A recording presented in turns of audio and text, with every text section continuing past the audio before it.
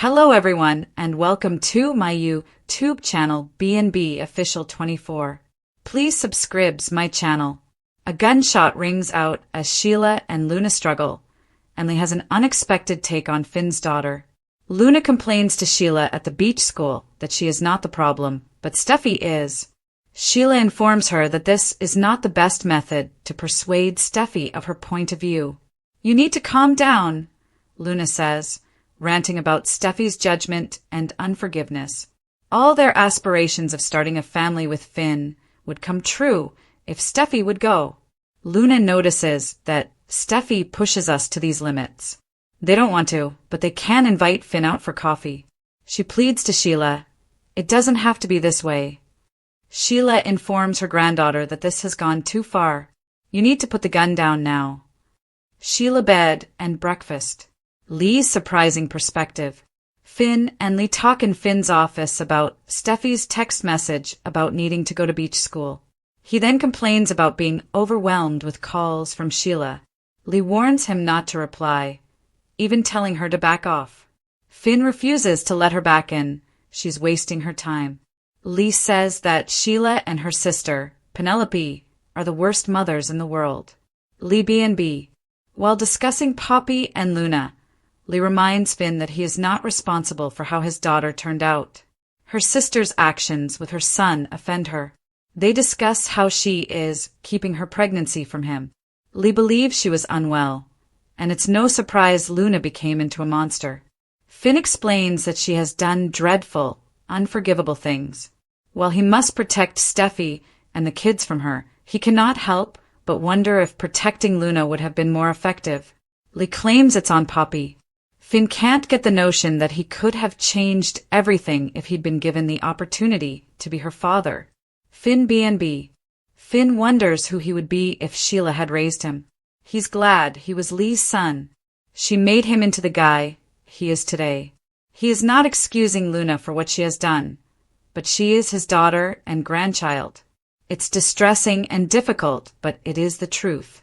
Lee expresses sympathy for Luna, but acknowledges that the past cannot be changed. Speaking of the past, take a look at Luna's bizarre history here. They all believe that she is a criminal and should not be near Finn's family. Still, it makes him wonder. Lee has little doubt Luna would have turned out differently if Poppy hadn't raised her. Lee remembers Luna as a tiny girl. She enjoyed spending time with relatives. She looked up at Finn. He claims she needs her father. All of this is on Penelope. Lee sniffles. Luna was once a promising girl, but her life was devastated by her evil mother. Ridge calls Baker. Taylor is telling Ridge about Sheila's visit to the Cliff home when Electra and will arrive in search of Steffi. Taylor says she had to visit Hayes' instructor. Electra inquires whether something is wrong. Taylor hopes not. She describes the fortune teller that Miss Sunshine constructed and sent home with Hayes. Ridge, Taylor bed and breakfast. Ridge, Taylor, Will, and Electra continue to discuss the disturbing fortune teller. Ridge asks how long Steffi has been gone. Taylor wonders if she lost track of time while chatting to the teacher. Electra wonders who Miss Sunshine is, given that she has been engaging with the children without the parents' knowledge. Ridge groans that Steffi ought to trust her instincts and laments that Luna is still out there, hooking up with her grandmother. Taylor informs them about Sheila's warning regarding her granddaughter. Ridge wants to inform Baker about the visit. They need to defend this family. More, will Luna kill Liam? Sheila tries to stop Luna. At the beach school, Luna informs Sheila that if Steffi didn't have the gun, she would call the cops. Sheila asks her to put down. Steffi complains about Luna being a psychopath who is after her child. Luna says Hayes is her half-brother, and she would never injure him. Sheila questions Steffi's ability to believe that while holding a gun. Luna complains that Finn is her blood, and she will have a role in his life. Nobody is ever going to stop that from happening. Luna B&B. Steffi claims that Luna is threatening. Luna talks about Finn and Hayes being her blood relatives. Sheila steps in again. Luna doesn't understand why they act as if she's asking for anything absurd. She simply wants to be seen and acknowledged as worthy of her father's affection. Sheila claims you cannot accomplish that with a rifle. Believe me, I know. She may be accepted someday, but not today. Luna yells, I've been waiting long enough. She screams, saying she didn't bring Steffi there to kill her. She isn't that person anymore. Finn wants to be in a relationship with her, and they could if Steffi didn't force him to choose. If they could all forget about her past, her father might be a part of her future. Steffi bed and breakfast. At the Cliff home, Will inquires whether the cops have checked on Steffi yet. Ridge is unsure, but they will find out. Will is sad the sting did not work out. Taylor and Ridge believe it must have been scary for Will and appreciate what he did for their family. Electra will crew Taylor Ridge B&B. Luna sobs at the seaside school as she recalls her upbringing. Sheila advises her she can use the past to shape her own future. Don't mess it up, she says. Luna desires a future with her father. He told her and held her for the first time, and she felt cherished. Steffi wonders what Finn would say if she tied up the teacher and held her at gunpoint. Luna claims he is a forgiving man. She shouts to Sheila about the life they could have if Steffi was not present. Sheila says, Stop this. Luna, you need to stop threatening her. Ashley Jones said farewell. Luna claims she isn't. Steffi says she can leave as long as she doesn't injure her. She'll find Miss Dillon, get her out of there, and then call the cops. We're done. You're not going to be a part of Finn's life. She turns, but Luna raises the rifle. Not so fast. Sheila rushes over, protesting, and wrestles the revolver from her granddaughter. Suddenly it goes off. Luna's eyes widened. Lee fakes Luna's death and holds her captive? According to the bold and the beautiful spoilers, Lee Finnegan could fake Luna Nozawa's death and hold her captive. If Lee is determined to cut Luna's tie to John Finnegan, this could be how she does it. In the episode airing on July 7th, Lee will take a surprising attitude against Finn. What if Lee insists that the world would be a better place if Luna died? Lee may be concerned about whether a prison can actually hold someone like Luna. After all, viewers know how many times Sheila Sharp has evaded justice. Lee may be concerned that if Luna is arrested and returned to prison, she will wind up on the streets, much like Sheila did. Luna had previously been pardoned once, so we could understand Lee's concern about her walking free again.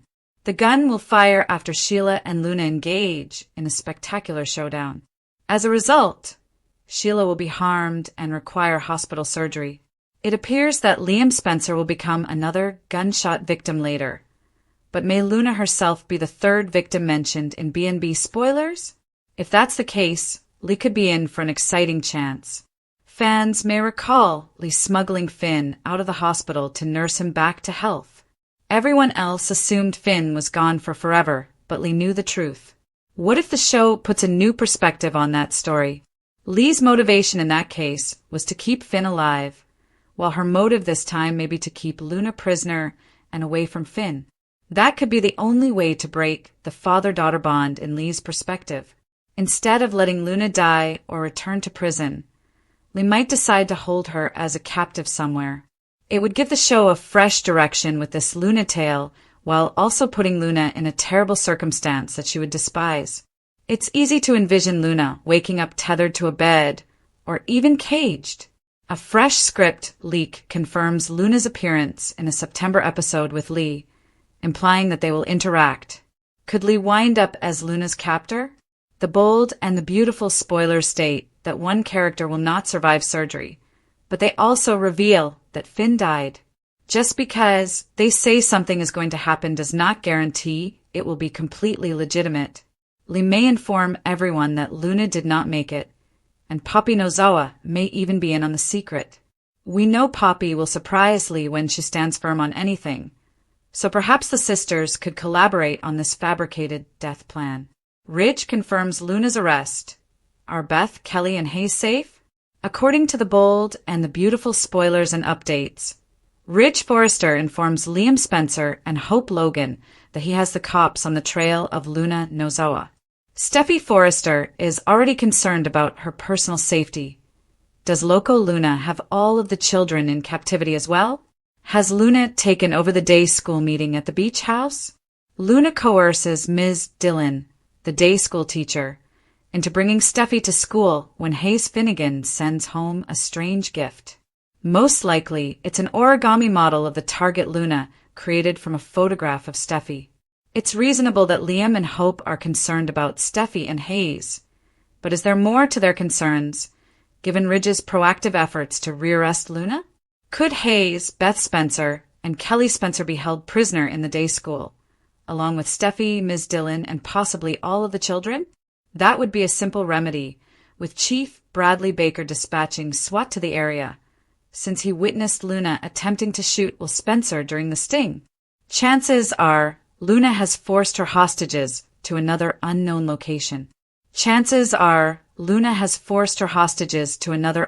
location. Because SWAT would have already been at the day school. We know she has Steffi from the weekly preview. She is shown bound and gagged in a dark room, clearly terrified for her life, but where are Hayes, Beth, and Kelly? Obviously, Steffi and the school teacher, Ms. Dillon, would want to spare the youngsters as much anxiety and trauma as possible. It nearly makes sense that Luna would abduct Hayes, her half-brother, and Kelly to traumatize Steffi. But what about Beth, assuming she also has her? But when does anything Luna does ever make sense except, maybe, to her grandmother, Sheila Carter Sharp? Ridge must be trying to tell the police how to do their jobs and throwing his weight around. Ridge must be advising the officers how to conduct their duties and throwing his weight around, which will only irritate Chief Baker. Ridge, on the other hand, is doing everything he can to persuade Hope and Liam that he is still expecting the cops to do their job.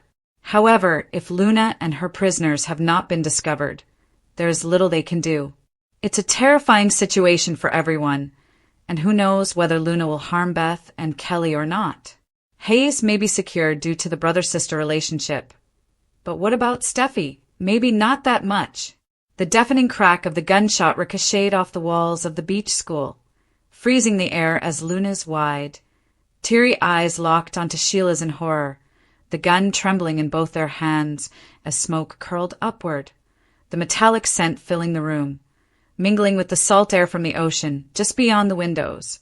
But the true storm was only beginning as Sheila staggered, clutching her shoulder, blood blooming through her shirt. But her grip on Luna remained fear, while Steffi, still bound but no longer gagged, screamed Finn's name in a panic that cracked through the tension like lightning, her voice raw with terror as Luna, shaken, dropped the weapon, her world unraveling as sirens wailed in the distance, and everything she thought she was fighting for crumbled like sand in her clenched fists.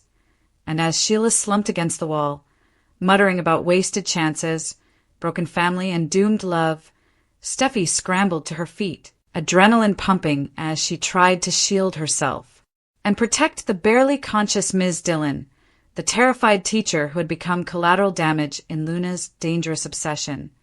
But before Steffi could run, Luna lunged, sobbing about not being seen, not being enough, about how Finn was hers, her voice spiraling into madness as Ridge's voice thundered through Steffi's earpiece, the one hidden beneath her hairline. Part of the sting operation Ridge insisted upon after Baker's failed attempt to trap Luna, ordering Steffi to buy time, to keep Luna talking, while SWAT teams swarmed the perimeter. But Steffi's heart plummeted as Luna grabbed her again, desperate and broken, shrieking about how she could have been different if only her mother, Poppy, had told Finn the truth, if only Lee hadn't hidden secrets, if only Steffi hadn't poisoned Finn's heart against her.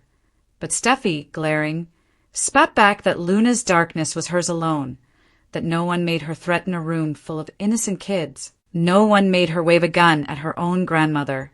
And as Luna's lip quivered, Steffi seized the moment, shoving her hard, sending Luna sprawling, the gun skittering across the floor as the door burst open and Baker stormed in, weapon drawn, barking orders, cuffing a sobbing Luna, who screamed Finn's name like a broken record, while paramedics rushed to Sheila, stabilizing her, and Steffi collapsed into Ridge's arms, her body trembling. But the horror wasn't over across town at the hospital. Finn's hand shook as Lee revealed her cold, calculated plan, telling him bluntly that Luna would never hurt them again. Not from behind bars, not from a padded cell, because Lee would handle it, just like she did when she faked Finn's death, whispering that sometimes to protect family you had to do the unthinkable. And as Finn's jaw clenched, his mother's words slicing through him like scalpels, he realized the lines between right and wrong had never been blurrier, especially as news broke that Liam Spencer, en route to help Steffi, had been shot to an ambush outside the beach house. A sniper's bullet that grazed his side, leaving Hope in hysterics and Ridge furious, convinced Luna had accomplices. But no one expected the real accomplice to be Poppy, who stunned Lee by appearing at the hospital, pale and trembling, but defiant, insisting she'd help fake Luna's death to protect Finn and Steffi, because despite everything, despite the lies and betrayals, Luna was still her daughter, and no prison, no psych ward, no amount of legal red tape could keep her away unless they buried her metaphorically or literally. And as Lee and Poppy's uneasy alliance solidified, Sheila's surgery became touch and go, doctors fighting to save her life as she whispered fragmented regrets, hallucinating about her past, about Finn as a baby, about Luna's spiral, while elsewhere, Kelly and Beth's whereabouts remained unknown, the possibility that Luna had hidden them still looming, with Ridge barking at Baker to search every warehouse, every beachfront shack, demanding answers, his paranoia escalating as Electra and Will debriefed with Taylor, recounting every eerie detail about Miss Sunshine, the mysterious figure at the school who might not have been a teacher at all. And as days blurred into nights, the media frenzy exploded, headlines screaming about Luna's takedown, Steffi's heroism, Sheila's collapse, but behind closed doors, the real story festered, with Lee orchestrating Luna's death, smuggling her out of police custody under the guise of a botched surgery, slipping her into a hidden facility on the outskirts of town, chained to a hospital bed in a sterile, windowless room, sedated and stripped of freedom, while the world mourned her alleged demise, and Poppy, guilt-ridden but complicit, watched over her daughter, torn between maternal love and horror, while Finn spiraled, wrestling with his own identity, questioning who he truly was, Lee's son, Sheila's blood, Luna's father as Steffi, haunted and scarred, vowed never to let her guard down again, her trust shattered, her family shaken. And as Ridge vowed to uncover every secret, Taylor warned him that darkness always breeds more darkness. But nothing could prepare them for the bombshell ahead, because Luna, though captive, wasn't done yet, her mind as sharp as ever, her obsession with Finn festering, and as she plotted her next move from the shadows, the Forrester family's nightmare was far from over. The salty coastal air rushes around the beach school as tensions rise, emotions plunge into dangerous territory, and a single decision threatens to sever every frail bond that holds this family together. Luna Nozawa's hands tremble as she waves the cold, heavy gun at her grandmother, Sheila Carter, her voice cracking with desperation and defiance, her tear-streaked cheeks flushing with frustration as the weight of rejection, pain, and impossible dreams crash down around her like relentless tides. I am not the problem, Sheila. Steffi is the problem. She cries, her voice booming through the empty school, with a chalkboard still display fading lessons from the day, and seashell mobiles drape from the ceiling, whirling with every gust of wind, oblivious to the chaos unfolding below. Sheila, eyes wide, heart hammering like war drums in her chest, inches closer, hands outstretched, voice a deliberate blend of authority and sympathy, tells Luna to calm down, breathe, and lower the weapon that is turning their divided family fantasy into a living nightmare. But Luna will not be silenced, not now, not after everything. Her eyes are filled with rage as she rants about Steffi Forrester, the perpetual impediment to their twisted quest for unity, the woman standing between them and a future with Finn, Hayes, and the family that could have been if Steffi hadn't been so judgmental, cruel, and unwilling to see beyond the scars and sins of the past. The classroom feels smaller now, the walls closing in as Luna's mind races with impossible choices, her grasp tightening around the gun as she insists, This isn't how I planned it. But what options do we have? Steffi pushes us to these extremities. We can't exactly bring Finn to coffee and discuss becoming a true family with you. She never listens or forgives. Her words are harsh, a lifetime's wrath condensed into hurried gasps, as the waves outside crash like applause for this developing tragedy. Sheila's face tightens with regret, with the haunting knowledge of mistakes repeated across generations. Her voice drops lower, trembling as she pleads. It doesn't have to be this way, sweetheart. You need to put the gun down now. Please, Luna.